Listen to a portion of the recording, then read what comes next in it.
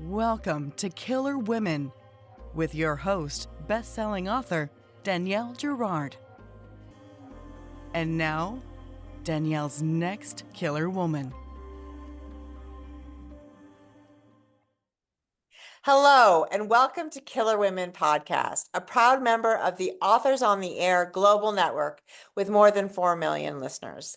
I am your host, suspense author Danielle Girard, and my guest today is back. JENEVA Rose is the New York Times bestselling author of several novels, including Home is Where the Bodies Are, You Shouldn't Have Come Here, The Perfect Marriage, and One of Us is Dead. Her work has been translated into more than 24 languages and optioned for film and television. Originally from Wisconsin, she currently lives in Chicago with her husband, Drew, and her stubborn English bulldogs, Winston and Phyllis. Welcome, JENEVA. Thank you for having me, Danielle. I'm Is this excited. the third time you've been on the show? I feel like it might be. Either second or third. Because didn't we do one in a hotel room when Drew was like hiding in the back? We did. So we did 3. Yeah, because you were like one of my very first people, I feel like, early on. Is that possible? Yeah. We did One of Us is Dead. Well, I'm not going to remember. I'm going to mess it up. But I feel like maybe it's your third time here. I think it is too, because I remember your bookshelf. And the last one we did it in a hotel room. So. That's true. Yes. There you go. Absolutely. Well, welcome back. We're talking today about a book that actually is your original first published book ever, and you got to revise it and revitalize it and give it this beautiful cover, which you have and I do not, because I got to look at this. Now look at, for those of you who cannot see this, look at the spine. The spine is bloody. It's a fabulous, I've never seen anything like that. I love it so much. Oh, and then there's like, and a handprint. They did such a great job with that. I absolutely love it. So tell us, catch us up on all things JENEVA, but tell us first how this happened. Because you kind of broke out with this book. I did. So The Perfect Marriage was my first published novel, and it published with a very tiny publisher out of the UK, digital first. So that means it was never supposed to be in bookstores. It was print on demand, meaning when you ordered it, they printed it and then they sent it to you. There was no extra copies anywhere. But when I decided to go with them, they offered to publish it. And I was like a newbie author. And I was like, yay, someone finally said yes. Yeah. I knew I had to put my all into it because there was no advance, there was no marketing. And if it did not sell, it could pigeonhole me, where then, new publishers they look at your sales record then. So I put my all into marketing this book. I jumped on Instagram, I got on TikTok, I went viral a bunch, and now this book has sold over 2 million copies. And then when the rights returned, because I did have a 5-year clause in my contract, so happy I did. So my rights returned, or they do return, and I decided I wanted to sell it to a different publisher, but I wanted to have it released in hardcover because I knew the sequel would be in hardcover first. And that way I know a lot of readers are very particular. I am too. If I have, the first or a series, I want the books to all match. And so I wanted a special collector's edition. And then obviously it'll be in paperback, ebook, and the audiobook is re-recorded as well. So that's kind of how it came about. And then we just kept decking it out with features. I got to edit it, revamp it. I got to write up a bonus chapter. And yeah, that's how it came about. And I'm very excited with what it's turned into.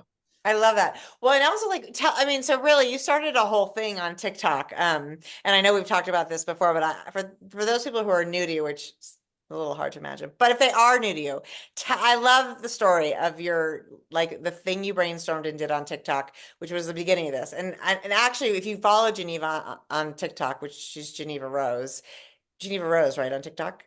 JENEVA Rose author. JENEVA Rose author on TikTok. On TikTok. You can watch her old videos, but just tell us what you did, because it was so freaking clever. And you come from a marketing, you're like, obviously you're super smart about this stuff, but it was beyond smart. Yeah. So I worked in social media marketing, digital marketing, email marketing.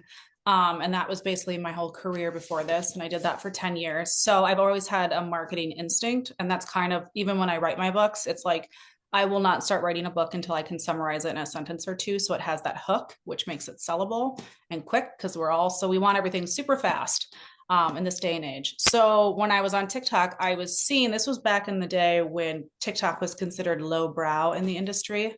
That is a direct quote, that it was considered lowbrow. well, there's nothing lowbrow for me. I will go lower than the brow. If it's gonna help, I'll go as low as you need me to go. Right, right. I was To like, there's sell no 2 shame. million copies, a lot of us would probably go pretty low. Yeah, I was like, there's no shame. I'm like, I saw when I got on the app, and I was just a user at the time. It was 2020. And obviously I was just sitting in my house. I started seeing that this isn't just an app where teens are dancing. So that's what it used to be. That's what everyone thought it was. Yeah. And I was like, oh my God, I'm getting DIY hacks. I'm getting recipes. I'm getting recommendations for film and TV shows and books. And I was like, there's an audience here. People are looking to share things that they like and dislike. And so I was like, this is a way that I could potentially promote my book. And one of the things I came up with was it became a book talk trend, but it was pretending that you are the protagonist of your book. So you're telling the story as if it was you. So in this case, it's Sarah Morgan, a top criminal defense attorney, faces her most challenging case when she vows to defend her husband, a man accused of murdering his mistress. It was a 27-second video or 30-second video. And at the last 3 seconds, I hold up the book and I'm like, actually, that's the plot of my novel. If you want to find out what happens next, essentially, you have to go pick it up. And that video got like 4.5 million views. And I thought for sure people would be mad because I was kind of tricking them, but they were like, this is how all books should be pitched. I would read so much more if they were this concise and just get me hooked in 30 seconds. Yeah. But then there was a little bit of a mishap where the average watch time was 27 seconds. And that's when I put up the book in those last 3 seconds. So then there were people that actually thought my husband had murdered his mistress. And I started getting comments on my other videos that Drew was in. And they were like, is he out on bail? Why are you still with him? So then there was that. And the Daily Mail wrote about it. And that was a lot of fun. And we played into that for a while there. Right. That is, I mean, actually, and Drew, of course, for those of you who know Geneva on social media, you might know Drew too, because he's also super funny. You guys are like the power, the hilarious power team. I love it. Well, and the cover's beautiful. And I want to, I didn't read the original version of the story. I gobbled up the new version.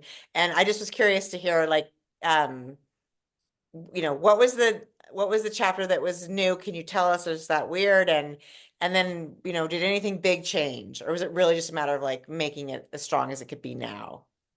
A lot of it was just cleaning it up. I noticed so it did not go through an editorial process, which is a shame. And obviously it was the first book I wrote. And since then I've published 8 other novels, and I've gone through the editorial process with multiple publishers. So, and obviously you grow as a writer. And as I was reading that, I was like, well, cringe, maybe Scott was right. And those people, but it's also, I'm just super critical. So there was fixing things that were clearly like research errors that I didn't know any better, and I should have, I should. Wow. Well, I mean, we were all young writers once, right? Like, I don't know. Yeah. So some of it was that, some of it was streamlining it. There were some characters that in my mind, but you don't get their point of view, but in my mind, I knew what they were doing. Yeah. And but when I wrote the book, so I made their actions more clear, because it helps lead into the perfect divorce with some of those characters returning. And now love it. You get one of their points of view, which you did not get in the perfect marriage. And now getting that point of view and what I got to tweak in the perfect marriage, it makes more sense, their actions in that book. And it really goes better with now that you're in their head. So it was little things like that, little cleanups here and there. The bonus chapter I did is actually a scene from the book that happens off page. So now you actually get to see that scene. And then it has, for that one, and you get to be in the head of the character that maybe wasn't so honest. And now you get their honesty. Mm-hmm. It has, I know what you mean. I know. It has like courtroom illustrations with it. I know, right? I love that. Really cool that they did that. I can't wait to get my hands on a hard copy, because it's so beautiful. They did such a great job. So tell us what can you give us the 27-second or 15-second blurb on the perfect divorce, and when will we see that? So this releases November 26th. You also get the first 3 chapters of the perfect divorce in here. Oh, I love that. You'll get it in this one and in the other editions minus the audio. So you will get the first 3 chapters in the other editions as well. The perfect divorce is hard for me. This is like one that I can't like really give it to you, because it's like, it does kind of spoil the perfect marriage. But I'll say for those that have read the perfect marriage or are planning to read it, The Perfect Divorce can be read as a standalone because it does catch you up on what happened, but it's going to spoil the first book. Yeah. But basically, if you've read The Perfect Marriage, this book takes place a year after the perfect marriage ends. And obviously, at the end of that one, you know who the new couple is. And now that new couple is going through a divorce because one of them had a one night stand. And it's a cat and mouse game against one another, where the Kelly Summers case is being reopened due to that third set of DNA Yes. being run against CODIS and being a match. And Oh, if you read The Perfect Marriage, wow. you know who that third set of DNA is and how that will be unraveled. Mhm. So while they're going through this contentious divorce, that case is reopened. Plus, the person that one of the characters slept with that caused the divorce to start, anyways, is now missing. And so now it's who's doing what to one another. I love it. Oh, it's very Your your devious brain is at work. Okay, so you said, did you just tell us when the Perfect Divorce is coming out and I missed it? No, I did not. It comes out April 15th, 2025. Okay, super fun. And then you've got like a bunch of other stuff going on. Like you're always writing like 12 books. So what else is happening? I have, so The Girl I Was, which is the first book I ever wrote, it did not publish until November of 2021. And I Okay. had published the paperback and the ebook, but the Yeah. audio was done with Dreamscape. That was picked up by Mira, and I got to, which was kind of fun because that book is about a woman who wakes up in the year 2002, thinks she has a second chance to do her life over until she comes face to face with her unruly 18-year-old self. So now it's a Yeah. speculative fiction novel, and it's like funny and sad and heartwarming. But it's kind of funny because that book's about second chances. So with this book, I was able to completely literally tear it apart, revamp it, add chapters in from a different point of view. And now it's going to release in hardcover in July of 2025. So it's my little second chance book. It is. I mean, and so that's 3 books in the next 8 months. And what's going after that? And then there's Dating After the End of the World, which is a post-apocalyptic enemies to lovers romance novel. I love this. When is that coming out? I don't there's not an exact date, but it'll be fall 2025. So there's like 4 books coming out. It's a lot. Yeah. That will be coming from Montlake, so that's Amazon. So it'll be only available in paperback, ebook, and audio. Yeah. Very excited for that book. So fun. I know. I love that. How do you feel like you shift your brain when you're, because these are really different types of books that you're writing. And most of us, I think people are doing this more and more, but a lot of us are sort of in our lane, more or less. So is it nice to have a break where you're like, oh, I'm not going to think about murder, or I'm not going to think about heavy emotion, or, I mean, I guess murder is kind of heavy emotion, but how does that feel to change?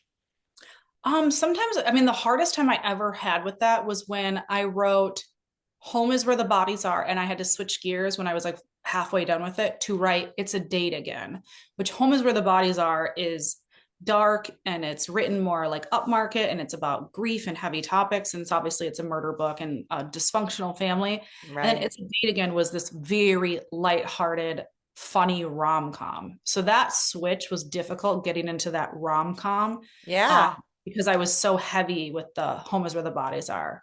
Right now, I don't think this has been as difficult. I absolutely loved writing Dating After the End of the World. And I think it's the book right now I'm most proud of. That's exciting. Because it's every genre you can think of. It's like action and horror and romance. It's like I love it. And so And speculative, it sounds like, right? A little bit. yeah, because there's, I guess you'd call it dystopian, Yeah. post-apocalyptic. Very excited. So like it's very different. And I am the type of person where if I like an idea and it's just I can't get it out of my head, I want to write it. So I am grateful that I can kind of explore different Yeah. genres because I'm also doing a horror novel, which will release September of 2026, I think. So it's been fun. I'll eventually figure out like what lanes I want to stay in. But it's It been seems like less and less is really a thing, right? And I think when I started writing, it was like they were like, we want you to write romantic suspense and that's it. And I Mhm. didn't want to wrate romantic suspense because I never could write the romance part of it. I just wanted to kill people. So I ended up on a really bumpy road for a while before it sort of became okay for particularly women, because it was like Tammy Hogue and Irish Johansson and I'm dating myself, of course. But anyway, so that is like how everyone was like, you write romantic suspense and then the men write suspense. And then Lisa Gardner sort of, and a few other people sort of started to pave the way for the rest of us to do whatever the hell we wanted to do, which was amazing. Yeah, So I was gonna say, even when I was on submission for The Girl I Was, I got turned down by everyone, and they all said, "You're known for thrillers, you can't write in a different genre." And that was why I ultimately had self-published it. But then Amazon came around and said, "We think you can write romance. Do you want to write romance?" And I said, "Actually, I love to read romance, so I would love to try writing it. And you guys have rejected me like 5 times, so sure." Same thing well, with Mirror. isn't it nice when people come begging back? They're like, I'm sorry, we want you, we want you. I'm like, yes. I'm like, you can have me. You're like, for the right price, anybody can have me. I love it. Well, I mean, you are like a tour de force with your career. How do you sort of structure your days? I know when The Perfect Marriage came out, I know you were also working full time and sort of like, and now you're able you're still working full time, but you're able to be just a writer. Which is, it's a really nice change, but still like it's a different sense of how you have to sort of structure your days. So what's like an average day for Geneva? I feel like I'm never not working. And Yeah. I actually worked less when I was working full time and writing full time. And then once you're published, then there's everything else that comes with it, the social Yeah. media, the marketing, the publicity. And I Yeah. obviously run, I have my TikTok, my Instagram, I have a Facebook reader group and my Facebook page. And I try to keep those as active as possible, even when I am swamped. But typically I try to keep a normal schedule where I'm actually at my desk, like a 9 to 5 or 10 to 6 or something, because that's when I do my best Yeah. writing. Not super, I wish I was an early person, like 5 a.m. Me too. I've never been able to do that. I'm like 10 to 2 or 3 is my absolute best time because I feel like I'm awake enough and then I don't have that early, I get to in the afternoon, I'm like, okay, now I'm ready for a nap. This is too much. And Same. Actually, mine is like my actual writing time is literally like a 10 to 2 or 10 to 3. And then the hours around it is like my admin work. yep. Yep. And That's how I do then it too. I do my social media usually at the very beginning of the day when my makeup is fresh. If I'm like, oh, I gotta film some content today, I better apply my face. Oh my God. I know. I don't know. That is like, I think that's like in your DNA. And I've seen you at work when you put together the skits and stuff when we're at conferences. It's so fun. And I'm just like, yeah, I don't have that. I don't have that gene, but it's fun to watch you do it. And it's fun to see you online doing it because we feel like we all know you. We know you in this one way from social media. And then of course I do actually know you in another way. It's really fun to see you do that. You're really talented. You could also act. When are you going to be like, listen, I want to play a part in my next book? I want to be Sarah Morgan. They're like it's gonna flop. It's gonna flop if I No, it will. I bet you could play her. I could have when I no. was like when she was getting herself dressed and like I was like I could see, yeah, of course I could see that. No, I would need to lose like a ton of weight and then grow like 5 inches to be like this tall bombshell. Not Do you that. think she has to be tall? In my mind she wasn't like she was like fierce, but not necessarily. Of course, I have a thing. Don't Strong women don't have to be tall. Girl, Yeah, we can be right down here where we are and be I'm really five strong. three. I was Yeah, picturing her like 5'6" or something. Not super yeah, tall, like a little no. taller. I love it. Well, Not three like put some 3-inch heels on, girl, and you will be 5'6". So there you and go. they'll be like, why can't you act? I'll be like, I can only do it. I actually can only do it when I'm by myself in front of my own phone. So we're gonna have to clear the stage. I'm just gonna film my part of each scene, and then you'll have to weave in everybody else. I love it. Good luck editing that. Well, it's fun that you do it, and it does seem like a lot of work. I mean, I know from just keeping up my little own stuff that it's just a lot of work, and it's a real change. It's a switch of your brain when you're working. Do you work on more than one book in a day, or are you like Monday, I'm on this book right now, I'm gonna work on this? Because it would have to be hard to switch lanes with books too. I typically was working on one book at a time. The only time that didn't happen was when when Drew and I collaborated on Crime Time. That Yeah. was while I was writing Home is Where the Bodies Are and It's a Date Again. But I did switch gears, but I was only on that. But we could only write on Saturdays because he was working 6 days a week. So it was Oh, Saturdays was Crime Time. And I think the reason it wasn't hard was because Crime Time was written like a script. Um, yeah. a book. I think if I would have written 2 books at the same time, I have done that where I was writing the Kimberly King series, or I was editing one while I was writing the other, and my Sheriff Stevens made an appearance in the Kimberly King book. It was supposed to be a different sheriff, and someone flagged it. I was like, oh, whoops. You're Um, like, yeah, thanks for that. I know, right? That'd be really, really tricky. yeah. Otherwise, I did have it because when I have what I did, I have 4 books coming out in the next year. I did not realize, oh gosh, these edits are hitting at all different times. And all of a sudden, like one editorial route is like, this is due in 2 weeks, it's copy edits. This one's due in 3 weeks, it's developmental. And then I was having to either get extensions or really just like grind. Like The Perfect Marriage, I had a week to do that. And that was copy line edits, which that is not a long time. And No. I was working from like 9 a.m. till 10 p.m. to get that done in a week. Yeah. Every and it was, oh my God, my eyes were just glazing over. I'm Like that. plus you're still like you're still doing all your other stuff. Like you don't just like you don't vanish from the world for a week. Sometimes I do. I don't think people notice. Or Well, I have drafts of things that I'm like, I don't know if I'll ever post this, but if I ever need something, you just then like send it off. I was like, oh, my drafts. Well, it's interesting too, like when we talk about like I obviously know what you mean when you talk about like a developmental edit versus a, line edit, versus copy edit. But it's, for people that don't know, I mean, explain a developmental edit because that's not a little thing. No, a developmental edit is where it's all of your big picture stuff. So all of a sudden, say your pacing is off and you need to slow it down or quick or make it faster. If you're plot holes, if there's a character that's not fleshed out, maybe you got to rip out scenes. I haven't really had to do heavy developmental edits on a book since, I mean, The Girl I did heavy because we inserted a POV. Yeah. Perfect Marriage, the original one, I ended up inserting several characters. So it's actually really interesting when people suspect those characters because they were not in the original versions. Hmm. And it was like 4 or 5 characters I inserted. And it was a beta reader I had hired, and she had told me, it's too much of a vacuum. Where are all these people that would be surrounding Sarah and Adam? And Yeah, that's interesting. oh, yes. And then I found it fun though. It felt like a puzzle trying to fix. Yeah. Yeah. Well, I'm just on like round 4 of major edits on a book, and I have never done so many edits in my entire, 16 book career. I cannot believe it. Oh So my God. I'm just like, whoa. But it's interesting. Like I think for the first time, there doesn't feel like a super tight time frame. Like, when I published like with Amazon, or it was like you said, you got like 6, Mhm. maybe 8 weeks to get something done. And now it's like, okay, well, turn it in January. And you're just like, wow, that's like, I've had since like August. And of course, That's what's going to happen is it'll be like the end of December and I'll be like, oh shit, it's due. I haven't gotten it done yet. So hopefully no one's listening to this that is trying to keep track of where my book is. But it's a fun, I like it a lot more than I used to. I used to sort of be like, oh God, another revision. And now you just sort of discover things about the book when you can go through it a bunch of times, which I think is really fun. I So agree.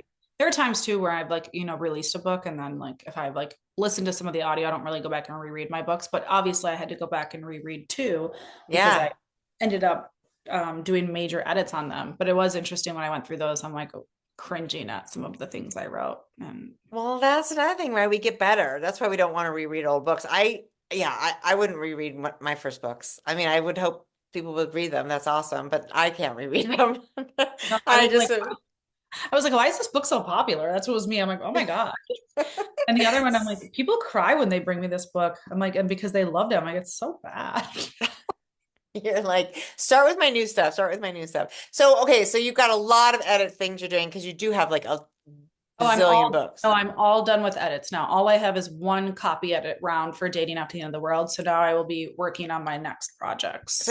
can you tell us a little bit about that? And I know not everybody wants to share, so you can say no. No, actually, I can't on the thriller because I don't have my idea planned out yet. So that one I Okay. honestly don't know, and it's because everything is usually I would already be in the middle of drafting that, but because of all the projects and there were a lot of delays that were happening, I can say for the horror novel that one is called "The Grass Is Always Bloodier," and that'll be fall of 2026, and that one is about a family who moves into a new house. There's some potential haunting there where they think that the house may have been haunted because of a family that was killed in it. And then there's the neighbors across the street who are very off too. And basically everything, and they moved into this house, the family did. They clearly are running away from something. So it's a part of discovering it. And then kind of everything unravels after the neighbors get together for a dinner party. And I love that. That sounds really fun.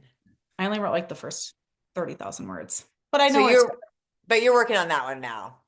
Oh no, I have to do the thriller first. That's due earlier. But you're like, I don't really know what the thriller is. That's hilarious. I have like several ideas, and it's usually like I will not write something and until I like can't get it out of my head. And it's like that's what makes me so passionate about it. And I think I have one that's calling to me, and I just want to flesh it out a little more, at least the twists and the characters, to see if this is what I'm going to go with. I would know by this point, but I think with The Perfect Marriage releasing and my focus being on that, plus all of the editorial rounds I just did for 4 books, I have not really been thinking next book. So I'm behind. Yeah. Well, I mean, God, it would make sense to me that you're behind, but it doesn't sound like you're behind. When is that theoretically due? February. Yeah. Yeah, it would be a little. And if I move in the beginning of December, then I'm definitely not starting until after I move.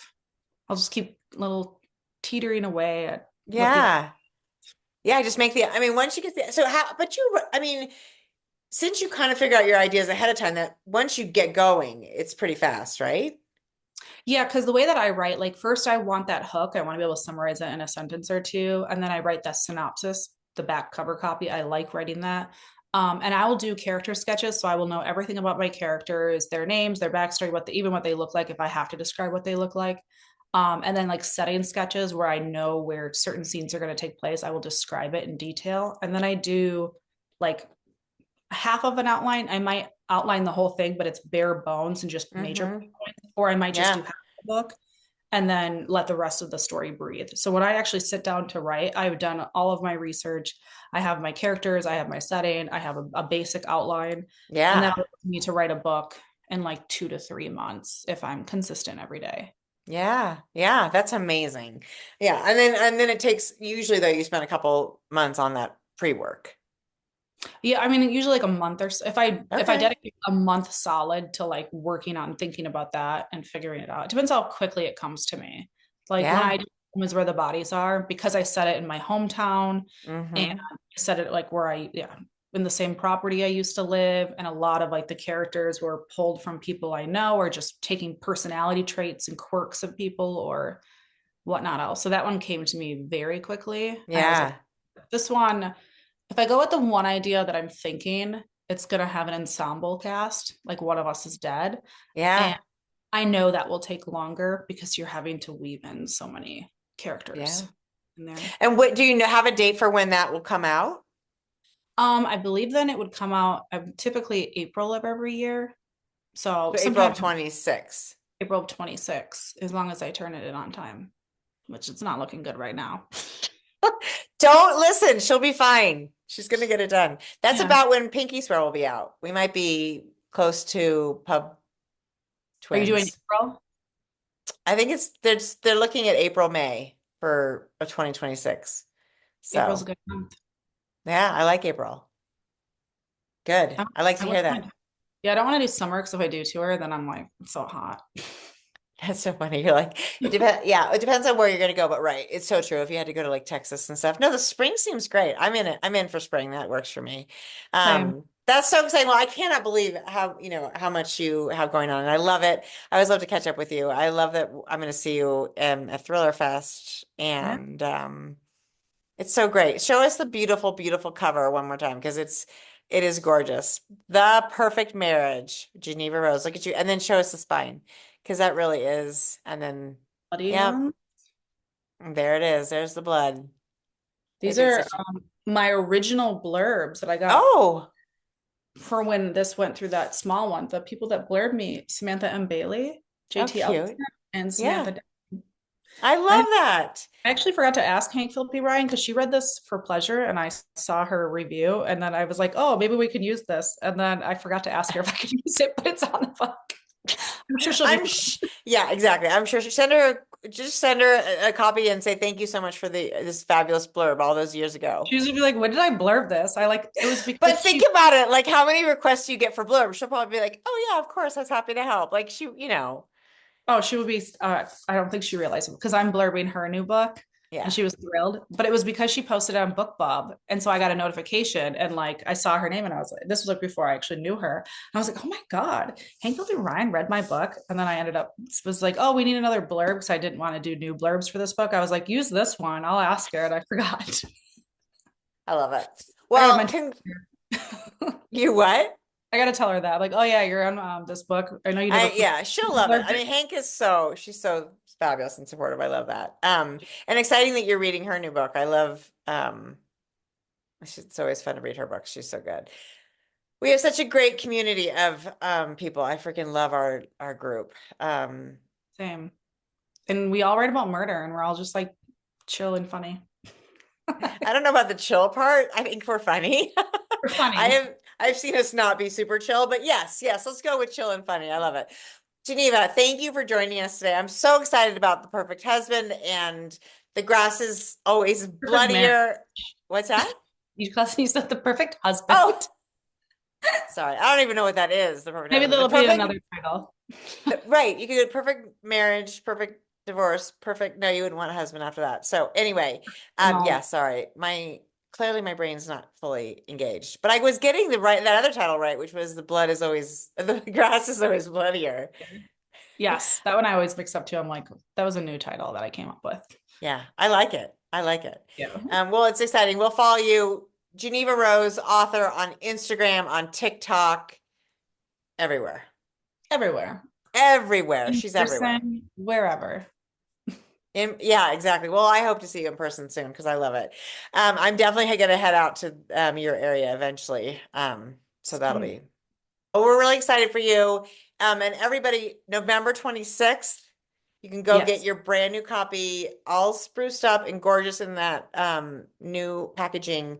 The Perfect Marriage. See, I got it right this time. Perfect Marriage. Everybody, thank you so much for joining us today on Killer Women with Geneva Rose. And we will see you next time. Bye. Thank you. Bye.